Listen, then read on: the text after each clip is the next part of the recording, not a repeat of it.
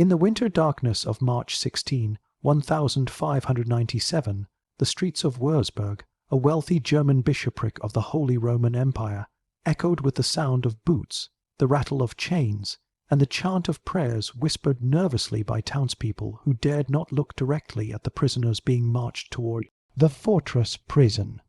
It was during these years, at the height of the German witch hunts, that one of the most terrifying devices of early modern torture reached its most infamous use, the iron chair, a punishment constructed not merely to inflict pain, but to break the human spirit by roasting the victim alive with an open flame. That March day marked the interrogation of a young woman accused of consorting with evil forces, and it was on this day that the iron chair would glow red in front of witnesses who would remember it for the rest of their lives.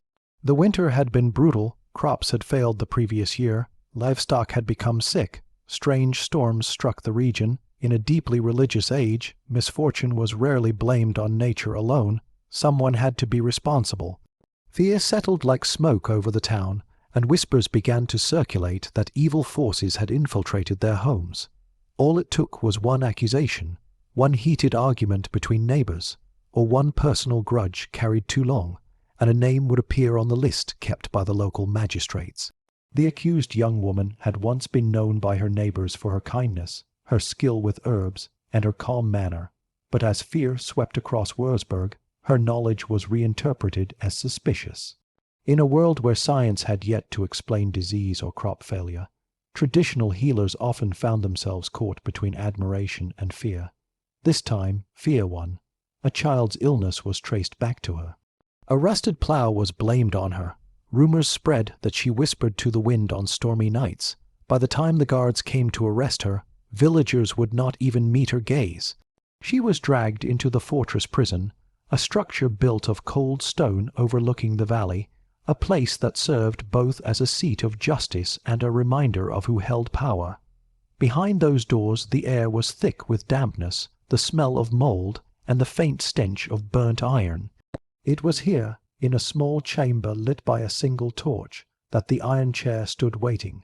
The iron chair was a masterpiece of cruelty.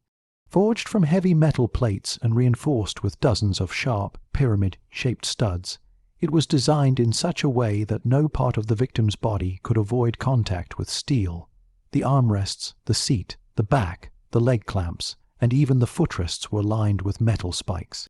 But the most horrifying feature was the mechanism beneath it. A series of iron bars and pans allowed the executioners to place burning coals under the chair. As the coals heated the metal, the chair transformed into an oven, slowly cooking the victim while the spikes tore into flesh. The design emerged in the medieval period, but reached its height of use during the widespread witch hunts of the 16th and 17th centuries. Interrogators believed that extreme pain could force confessions and reveal supposed accomplices. Most victims did confess, but often only because the alternative was unbearable suffering. The iron chair was not used for death immediately. It was a tool of inquiry, a method to force names, details, and accusations that would broaden investigations and bring more victims into the web of fear. On that March morning, the guards chained the young woman's arms and led her into the chamber. A magistrate, flanked by 2 clergymen, stood before her. He held in his hand a list of charges, each more damning than the last. She denied them all. Her voice trembled but remained steady. The magistrate warned her that refusal would lead to the use of enhanced questioning, a phrase that carried an undeniable meaning. When she still refused to confess, he nodded toward the executioners. They began preparing the chair. Coals were shoveled beneath it. The metal started to pop and groan as it heated. The spikes glimmered in the torchlight. The young woman watched as steam curled upward, and a faint red hue spread across the iron plates. Her breath quickened, but she held her ground. The clergymen urged her to confess. She said only that she was innocent and that God knew the truth. Her answer sealed her fate. She was forced to sit. The moment her skin touched the heated iron, she screamed, and the chamber filled with the echo of agony. The spikes pierced her clothing and drove directly into her flesh. The guards clamped heavy iron bands around her wrists and ankles to hold her in place. As the chair grew hotter, her screams weakened into sobs. The magistrate asked his questions again, calmly, as though presiding over a legal dispute rather than torture. She tried to answer, tried to insist on her innocence, but pain overwhelmed her words. Her body began to tremble uncontrollably as the heat intensified. To the executioners, the process was methodical. They adjusted the coals, moving them closer or further depending on the magistrate's signals. They were not permitted to kill the victim outright. The goal was to keep her conscious, to prolong the suffering until she provided information. To the clergymen, this was a battle for her soul. They prayed, urging her to repent. To the magistrate, this was a demonstration of authority. To her, it was the end of everything she had ever known. Outside the fortress, villagers whispered about the interrogation. They could smell smoke on the wind and wondered whose name would be spoken next. Fear became its own form of logic. If the authorities were acting, then evil must be present. If they were uncovering witches, then someone in town must be guilty. And so the cycle continued, feeding itself with suspicion, accusation, and violence. Würzburg would later become infamous for the scale of its witch trials. Nearly 1,000 people were executed over a few decades, including nobles, priests, and children. The iron chair was but one tool in a larger system driven by fear, superstition, and political pressure. These events reflected a time when justice was shaped not by evidence but by belief, when religious fervor blended with social anxiety, and when torture was seen as a legitimate pathway to truth. By the time the interrogation on that March day ended, the young woman had confessed to anything the magistrate suggested. She named spirits she had never heard of, claimed to have attended gatherings that never happened, and accused others simply to halt the agony. Her confession sealed her fate and pulled new victims into the widening circle of persecution. It was the result the magistrate desired, but it came at the cost of her dignity, her truth, and her life. The iron chair cooled slowly after she was removed. The metal creaked as it contracted, and the room grew quiet. The marks left on her body would be recorded as evidence. Her confession would be printed on parchment and read to the townspeople. The authorities would claim victory against evil, but the true evil that day was not supernatural. It was human fear, given power, ritual, and iron. When dawn broke over Würzburg the morning after the young woman's interrogation, the city's rooftops were still dusted with frost, but the air felt different. It carried a tension, a heaviness that seemed to settle over the town square, the church steps, and even the market stalls where vendors normally shouted prices with cheerful energy. But on this day, people spoke in hushed tones. Something had shifted. A boundary had been crossed. The iron chair had been used again, and the news spread faster than the smoke that rose from chimneys. Inside the city council hall, the magistrate reviewed the confession extracted the previous night. Every line of it was stained by agony, yet for the authorities it was treated as truth. Confessions under torture were considered legally valid during this era. Pain was seen as a purifier, a force that could burn away lies and reveal hidden guilt. The magistrate signed the document and added it to a growing archive of names, accusations, and supposed conspiracies. These writings formed the backbone of the trials, the evidence that justified the relentless expansion of arrests. The young woman, battered and barely conscious, had named several others. She did not remember doing so. The words had slipped from her mouth under unbearable torment. She had simply said the names she thought the magistrate wanted to hear, grasping for anything that might end the pain. But those names now carried consequences. The officials acted swiftly, sending guards through the town that same morning. Their approach was well practiced. 2 guards to restrain, 1 to read the charges, 1 to mark the door of the accused. Within hours, those named in the confession were dragged into custody. Families protested, but their voices held no power. Their defiance risked suspicion. In Würzburg, defending an accused person could be interpreted as association with evil forces. Fear silenced even the bravest hearts. Among those arrested was a widowed baker accused of poison, an elderly midwife blamed for infant illness, and a teenage girl whose only crime was living alone after her parents succumbed to disease. These individuals, who days earlier had been ordinary members of the community, were now treated as dangerous conspirators. They would face the same fate. Inside the fortress, guards prepared the interrogation chambers once more. The iron chair had been cleaned, though traces of burnt cloth and scorched skin lingered. Torture devices were tools of bureaucracy now, used methodically to extract information. For the city authorities, the process had become routine. For the accused, it was a descent into terror unlike anything they had imagined. The young woman who endured the iron chair was moved to a cell. Her body trembled from shock, and she could not stand without assistance. Her burns had blistered. The metal studs had left deep punctures across her back, arms, and legs. Some wounds still seeped blood. A priest visited her cell, urging her to prepare for judgment. He hoped she would repent. He did not question the legitimacy of her suffering. The structure of power during this period was deeply intertwined with religious authority.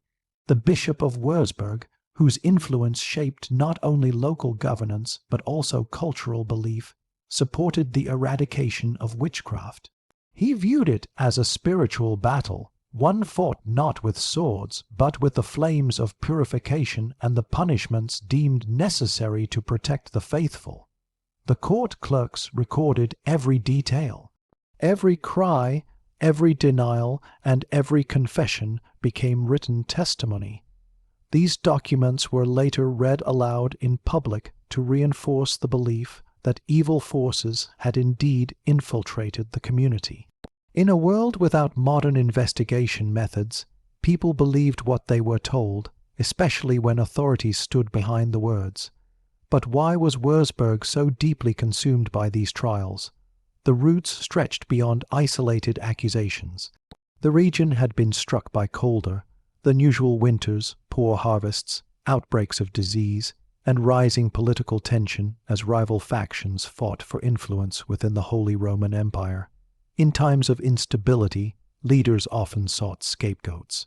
Witch hunts allowed them to explain misfortunes, consolidate control, and rally the population under their authority.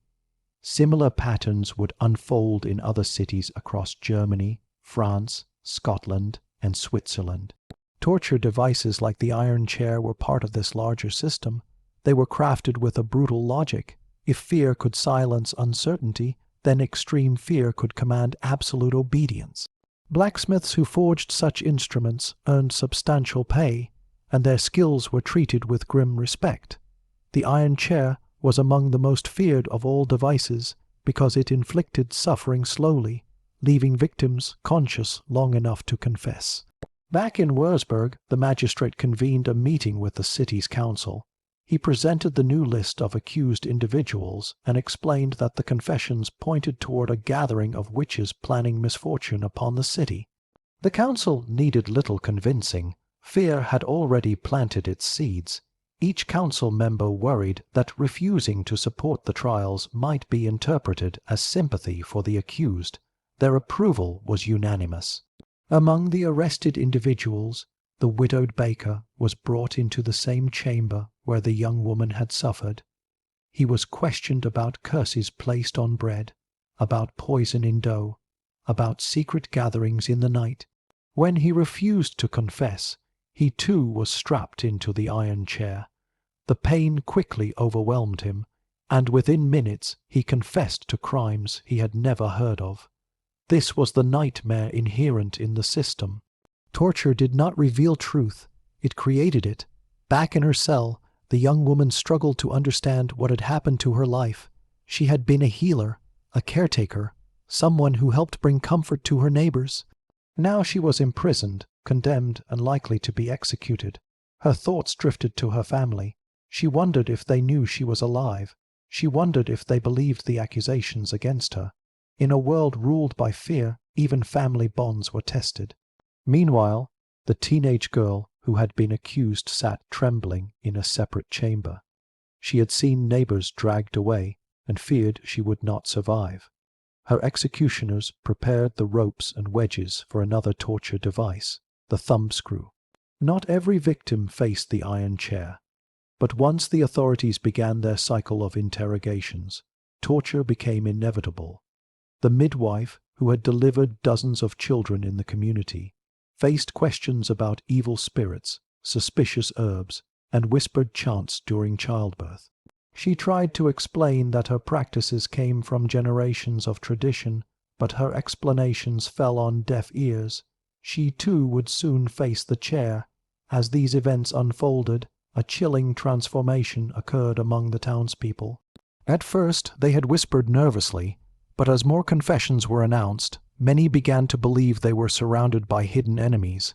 Fear reshaped their understanding of reality. They watched as authorities arrested individuals and felt relief that it was not them. They attended the public readings of confessions and nodded in agreement. They convinced themselves that justice was being served. This collective delusion ensured that the witch hunts continued. No one dared to challenge the system. No one dared to say that the iron chair produced lies, not truth. To question the process was to risk becoming part of it. Inside her cell, the young woman overheard the distant cries of others facing interrogation. Footsteps echoed in the hallway. Guards moved quickly, dragging prisoners from one chamber to another. The fortress seemed alive with its own grim pulse. The crackle of coals beneath the iron chair became the soundtrack of justice in Würzburg. But even as the authorities expanded their investigations, cracks began to form beneath the surface. A few clerics whispered doubts among themselves. Some guards, hardened as they were, struggled to sleep after witnessing the suffering they inflicted. Not all hearts were hardened, but fear kept them silent. The bishop's influence remained strong, and the city's elite saw the trials as a way to assert power. But even they could not imagine the full scale of the chaos they had unleashed. Hundreds would eventually be swept into the storm. Innocence would count for nothing. Confession would be forced upon all, and through it all, the iron chair would continue to glow.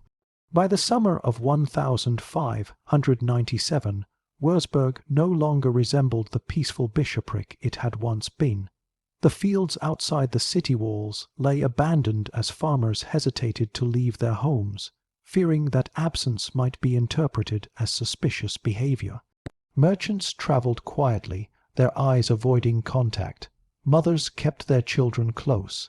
Every whisper seemed dangerous, every glance potentially fatal.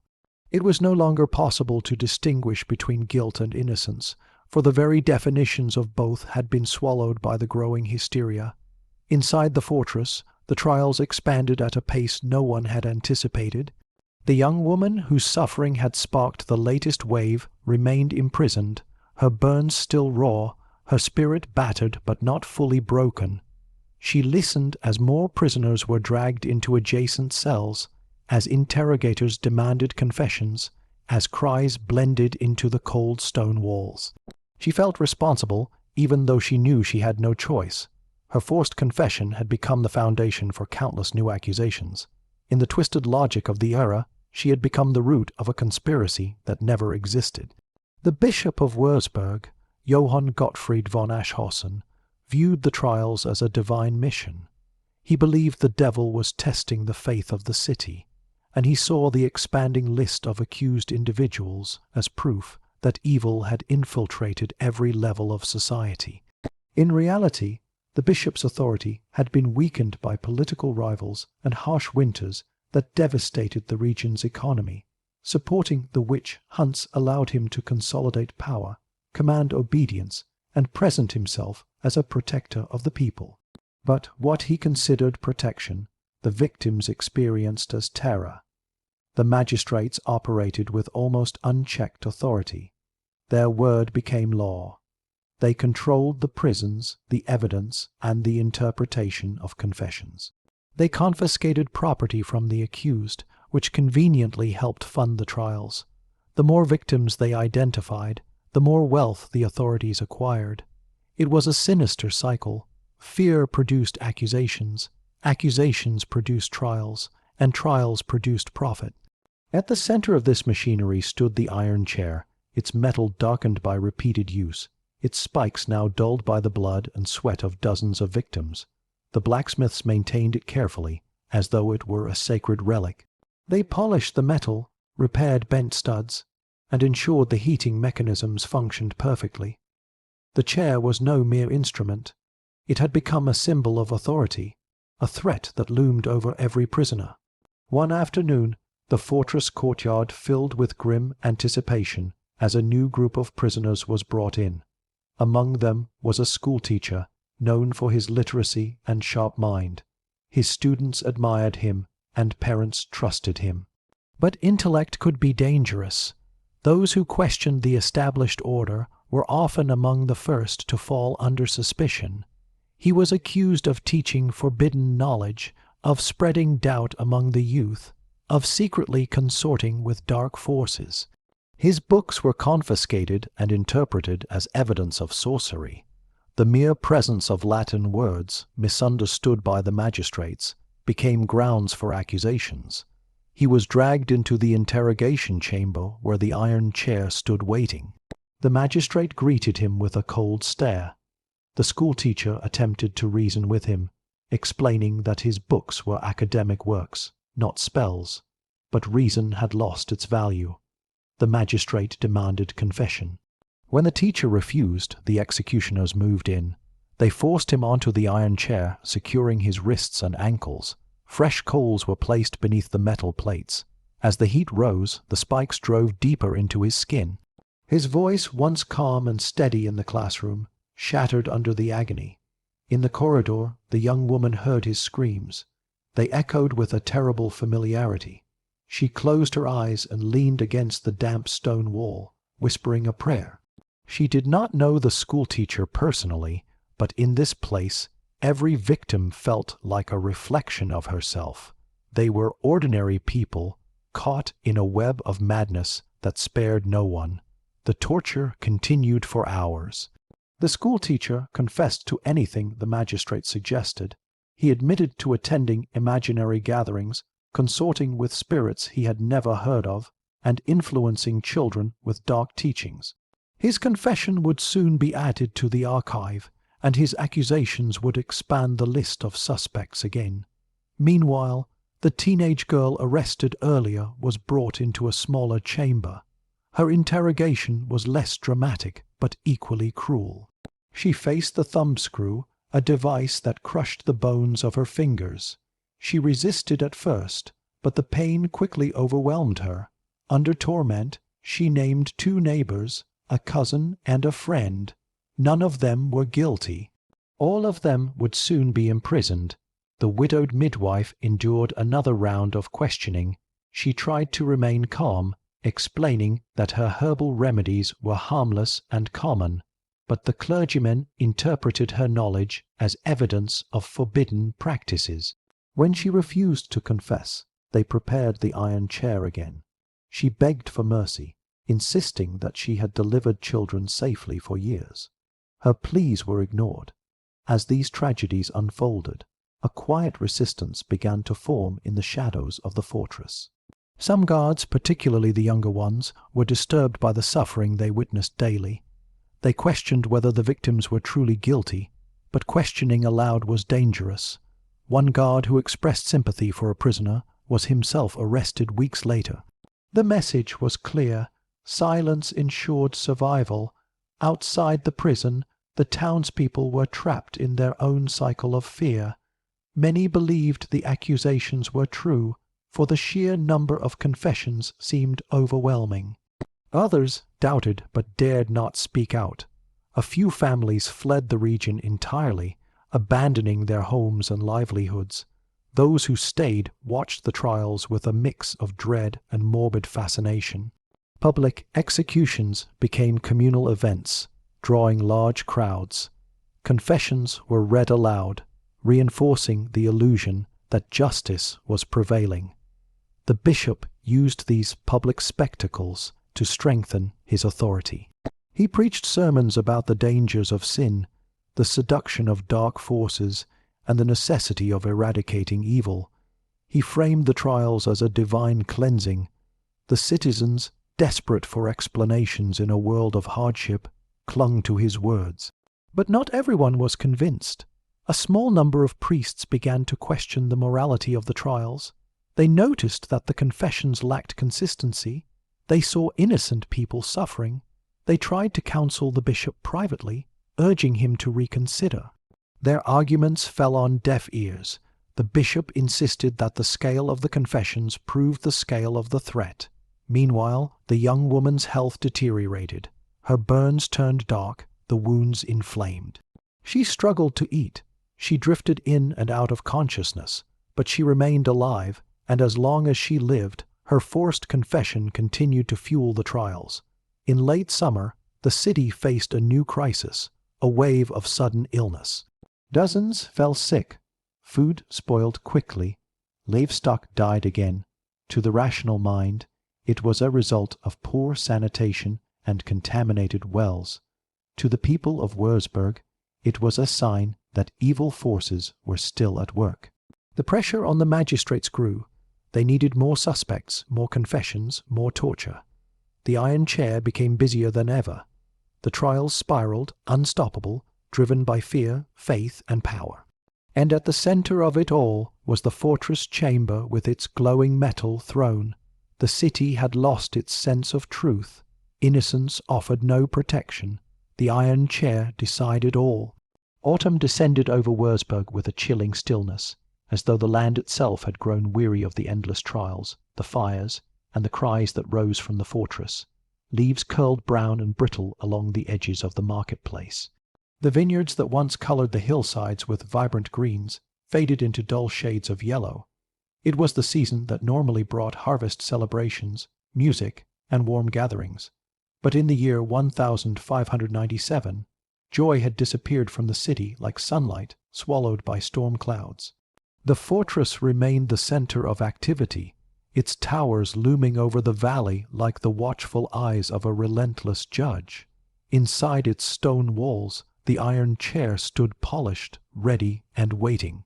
But even the executioners, hardened by months of routine cruelty, felt the pressure growing. The number of prisoners increased daily. Cells overflowed with the accused. The fortress was becoming a monument to fear rather than justice. Within her cell, the young woman who had unknowingly sparked the wave of mass arrests lay weak and feverish. Her burns had become infected. Her body trembled constantly. She no longer knew whether it was day or night. Time had blurred into an endless haze of pain and exhaustion.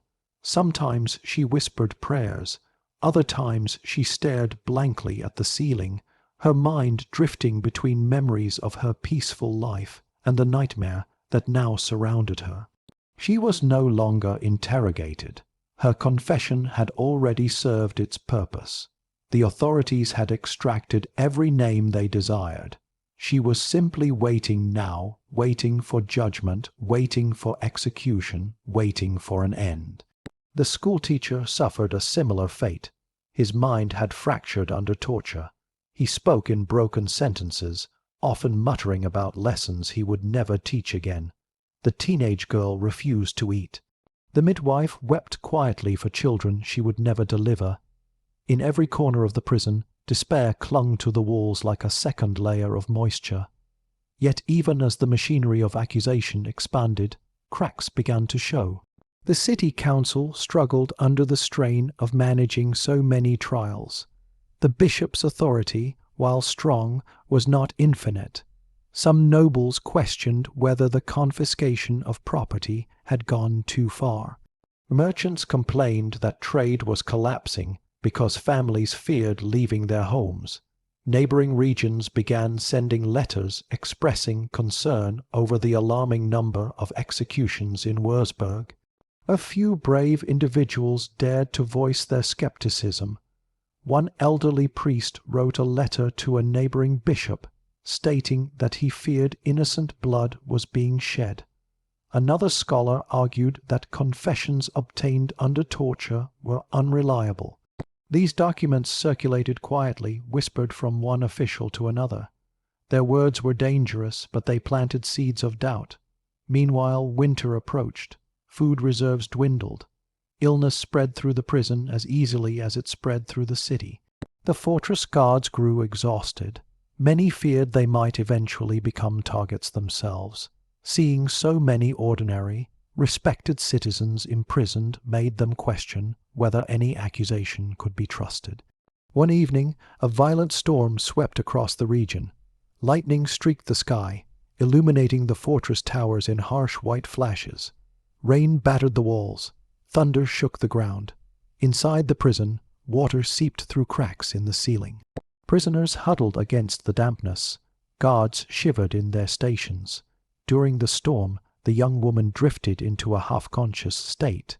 In her fevered dreams, she walked through the fields of her childhood, herbs in her hands, sunlight warming her face. She remembered helping neighbors with small remedies, comforting sick children, and praying quietly before bed. She had lived a life defined by kindness, yet now she was condemned. She wondered how truth had vanished so easily. The next morning, the bishop held a council meeting. The room was tense. Reports had arrived that several nearby towns were preparing formal complaints about Würzburg's trials. Complaints from surrounding regions threatened political consequences. The bishop's enemies saw an opportunity to weaken his influence. Rumors swirled that the imperial court in Vienna might intervene if the situation escalated further. For the first time, the bishop hesitated. He feared losing power more than he feared witches. The trials which had once elevated him now risked undermining his authority. He knew he needed to act cautiously, but stopping the trials abruptly would imply that mistakes had been made, an admission that innocence had been destroyed. That was a truth he was unwilling to face, so he issued a careful directive. Interrogations would continue, but new arrests would slow. The pressure eased slightly, though not enough to save those already condemned. Inside the fortress, the iron chair stood unused for several days. The executioners cleaned it, maintaining its appearance even during pause. The metal plates reflected the torchlight like a silent warning. Every guard who stepped into the chamber felt its presence, a reminder of their complicity. Then, one evening, an unexpected figure arrived at the fortress, a traveling jurist sent by a noble family alarmed by the scale of the trials. He had not been invited. He demanded to see the council. He demanded to review the confessions, and he demanded to observe the interrogation methods personally. His arrival sparked fear among the officials. Interrogation records were hastily organized, chains were polished, cells were cleaned superficially. The jurist walked through the halls with a stern expression, making notes. He listened to the prisoners' cries echoing from distant chambers. He examined the iron chair and the heating mechanism beneath it. His face darkened. The next morning, he confronted the magistrate. He accused the authorities of violating imperial legal standards. He argued that torture had replaced evidence, that fear had replaced justice. He warned that if the trials continued on this scale, the imperial court might intervene. His words spread quickly among the administration. Panic stirred. The bishop realized his position was threatened. He decided to suspend the use of the iron chair indefinitely. That very night, guards removed the coals, extinguished the fires, and locked the torture chamber door. The iron chair, once the centerpiece of fear, now sat in darkness. But for many prisoners, including the young woman, the decision came too late. Within weeks, several of the accused were executed based on earlier confessions. The schoolteacher was among them. The teenage girl survived the winter only to die of illness in her cell. The midwife was hanged before dawn in a quiet courtyard. The young woman was brought before the council for sentencing. She could barely stand. Her burns had left scars across her body. She spoke softly, insisting once more that she had harmed no one. The room remained silent. Her sentence had already been decided. She was executed at the edge of town, her fate sealed by fear, politics, and the machinery of torture. Her death became part of the long list of victims whose lives were consumed by hysteria. In the years that followed, Würzburg slowly recovered from the madness, but its legacy remained stained. Nearly 1,000 people had been executed during the witch hunts. families were shattered. Entire communities had been reshaped by terror. The iron chair was eventually removed from the fortress and placed in storage, no longer needed but never forgotten. Historians would later examine this era with disbelief, questioning how rational people allowed such horror to unfold. Scholars trace the causes to a mixture of fear, religious fervor, harsh climate, political ambition, and lack of scientific understanding. The iron chair became a symbol of the terrible consequences of unchecked authority. Centuries later, the device still stands in museums across Europe, its spikes rusted, its metal cold. Visitors stare at it in silence, imagining the cries of those who suffered upon it. The chair cannot speak, but its shadow stretches across history, reminding humanity of a time when truth burned away under the glow of heated iron. And at the center of that history is the memory of a young woman whose life was extinguished not by evil forces, but by the fear of others. The iron chair remains a warning, one forged from metal, fire, and human fear,